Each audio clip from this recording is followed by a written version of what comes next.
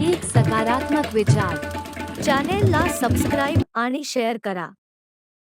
महानगरपालिका निवडणुकीच्या पार्श्वभूमीवर 7 जानेवारी रोजी आयोजित पत्रकार परिषदेमध्ये भाजपने अमरावतीकरांसाठी वचननामा जाहीर केला आहे. याच निवडणुकीच्या पार्श्वभूमीवर भाजपचा तर वचननामा जाहीर झाला आहे, परंतु आतापर्यंत अजून कोणत्याच पक्षाने वचननामा जाहीर केलेला नाहीये. अमरावतीकरांसाठी या वचननामामध्ये काय दिले आहे हे बघून आणि यावर प्रत्यक्षात काम होणार की नाही यावर जनतेने लक्ष द्यायला हवे. आता आम्ही या अमरावती शहरामध्ये प्रधानमंत्री आवास योजनेचे जे मी यापूर्वी सांगितलं की व्यक्तिगत स्वरूपाची घरं, एकीकडे स्कीम तयार करून माळाची स्कीम करून प्रधानमंत्रीचे घरं आणि दुसरीकडे व्यक्तिगत जे लाभार्थी आहेत त्यांची घरं. या ठिकाणी आमचे पंकज भोयर या विभागाचे मंत्री आहेत, राज्यमंत्री आहेत, त्यांनी अमरावतीकरता एक चांगल्या पद्धतीचे प्रधानमंत्री आवास योजनेचं मॅपिंग करून सर्वच प्रकार करतात. उद्या अमरावतीचा कुठलाही नागरिक असो, त्यांनी जर घर मागितलं त्याला घर देण्याचं सर्वांसाठी घरे योजना राबवण्याचा निर्णय आपण या ठिकाणी करतो आहे. अमरावती शहरामध्ये काही जागा अशा आहेत ज्या अतिक्रमित झालेल्या आहेत. व्यापारी व्यावसायिक स्वरूपाच्या जागा आहेत, त्या सरकारी आहेत, महानगरपालिकेच्या आहेत, काही जागा शासनाच्या नजूलच्या आहेत. या सर्व जागा उद्या MSSRDCच्या माध्यमातून या जागेचं डेव्हलपमेंट करण्याचा विचार आम्ही करतो आहे.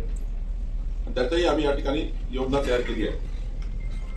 MSSRDC एक जी शासनाची कंपनी आहे, त्या कंपनीसोबत महानगरपालिकेचा करार करून या कराराच्या माध्यमातून आपण 10-12 जागा अमरावतीमध्ये ज्या महत्वाच्या आहेत त्या डेव्हलप करून चांगले मॉल, चांगले पार्किंग, काही ठिकाणी शाळा, काही ठिकाणी उद्यानं असाही निर्णय आपण करतो आहे. नेहरू मैदान जसं आहे तसं कायम ठेवून नेहरू मैदानाचा विकास, या ऐतिहासिक मैदानाला कुठल्याही पद्धतीचं डॅमेज न देता त्याचं जे काही ऐतिहासिक स्वरूप आहे ते कायम ठेवून या ठिकाणी नेहरू मैदानाचा विकास करण्याची योजना आपण तयार केली आहे.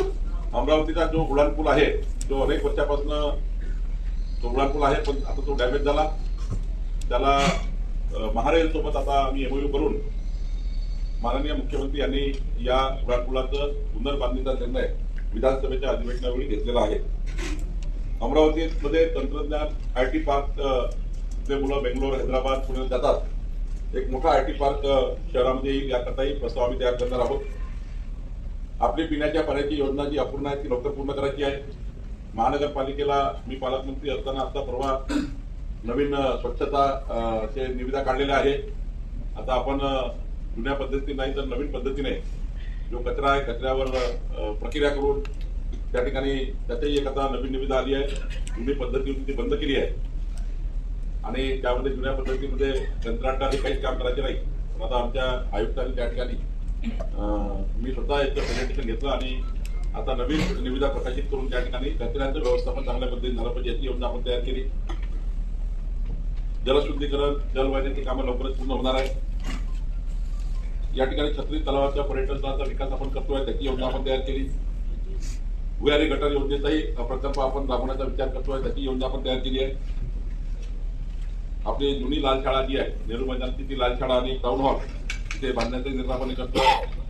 आताच आपण बघितलं असाल की चिखलदरा येथे अंबादेवीच्या मंदिराला आपण जी जागा होती ती दिली, पण आता अमरावती शहरातील अंबादेवी आणि एकविरेचं मंदिर याला पुराणी महालक्ष्मीच्या संस्थानाच्या धर्तीवर डेव्हलप करण्याचा विचार आणि तिथे आजूबाजूला जी जागा आहे कुणाचा व्यवसाय किंवा कुणाचंही नुकसान नव्हता त्या ठिकाणी एक डेव्हलपमेंट प्लॅन तयार करणं आम्ही हाती घेतलेला आहे. त्याची योजना आम्ही तयार करतो आहे.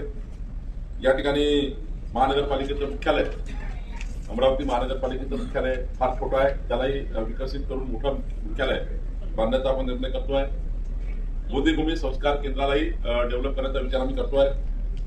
PM मित्रा पार्कमध्ये त्या ठिकाणी नवीन योजना आणून त्या ठिकाणी बेरोजगारांना रोजगार देण्याची योजना आम्ही करतोय. या ठिकाणी या शहरामध्ये अंबा नाल्याचं पुनर्जीवन, अंबा नाला जो आहे ते पुनर्जीवन करून या शहरात जेवढे त्या ठिकाणी नाले आहेत या नाल्याची योजना संपूर्ण नाल्याचं एकत्रीकरण करून या शहरातून ज्या शहराची दुर्गंधी वाढत चालली आहे त्या अंबा नाल्याचे या ठिकाणी आम्ही विचार करतो आहे. या ठिकाणी जे महत्वाचा विषय आहे की आपल्या अमरावतीमध्ये तसे आम्ही 30-40 विषयावर आम्ही काम करणार आहोत. शेवटी मी जास्त वेळ आपला घेणार नाही. पण आपले रस्त्याची योजना असेल, प्राथमिक शिक्षणाची योजना असेल, प्रदूषण मुक्त हिरवेगार अमरावती शहराची योजना आहे, कचरामुक्त शहराची योजना, अशा अनेक योजना आम्ही करणार आहोत. शेवटी राज्याचे मुख्यमंत्री देवेंद्र फडणवीसजी यांचा संपूर्ण लक्ष अमरावती शहरावर आहे. त्यांनी या शहराला अप्रत्यक्षपणे दत्तक घेतला आहे. अमरावतीचा विस्तार केला आहे. अमरावतीमध्ये जनतेच्या सुरक्षिततेकरता या शहराला उत्तम असं सीसीटीव्ही सर्व्हिलन्स, या शहराची कोणीही बदमाशी करू शकणार नाही. या एखादा उद्दिष्ट ठेवून जर चोरटे किंवा दरोडेखोर किंवा गुंडागर्दी करणारे लोक, जाती दंगल करणारे लोक या शहरामध्ये तात्काळ जेरबंद व्हावे याची योजना आपण तयार केली आहे. पुढच्या वर्षीच्या बजेटमध्ये आम्ही अमरावती शहराकरता 110 कोटी रुपये मागतोय. सोबतच दुसरी जी महत्वाची जबाबदारी आहे की अमरावतीच्या जनतेची मालमत्ता सुरक्षित ठेवणे. मी राज्याचा महसूल मंत्री म्हणून विचार केला आहे की अमरावतीमध्ये जी घरं 15/10/2024 पूर्वी ज्या जागेवर बांधकाम झाली आहे, पण तुकडेबंदी कायद्याच्या बडगा असल्यामुळं त्या घरांना त्यांचं प्रॉपर्टी कार्ड देता आलं नाही, रजिस्ट्री करता आली नाही, घरं नियमितीकरण करता आली नाही. लेआउटमध्ये घरं बांधले पण लेआउट नियमित नाही.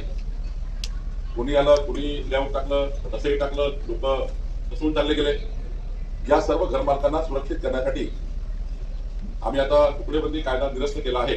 आणि त्यामुळे अमरावती शहर आणि जेवढा काही अमरावती भागामधील ग्रामीण भाग आहे, सर्व घरं कायदेशीर करून त्यांचा प्रॉपर्टी कार्ड होऊन देण्याचा निर्णय आम्ही करतो आहे. सोबतच या शहरामध्ये शासकीय जागेवर जे सरकारी जागेवर अतिक्रमण आहे आणि जे अमरावतीच्या डेव्हलपमेंट प्लॅनमध्ये जे रहिवासी क्षेत्र आहे आणि सरकारी जागेवर बसलेले आहे, अशा लोकांचे पट्टेवाटप करून या सर्व लोकांना प्रधानमंत्री आवास योजनेमध्ये 2.5 लाख रुपयाचं घर देण्याची योजना आम्ही करतो आहे. या शहराला किरायाने राहणारे, रेटवर राहणारे अनेक वर्ष या शहरात राहतात, त्यांचं घर नाही आहे, प्लॉट घेऊ शकले नाही, भूखंड घेऊ शकले नाही.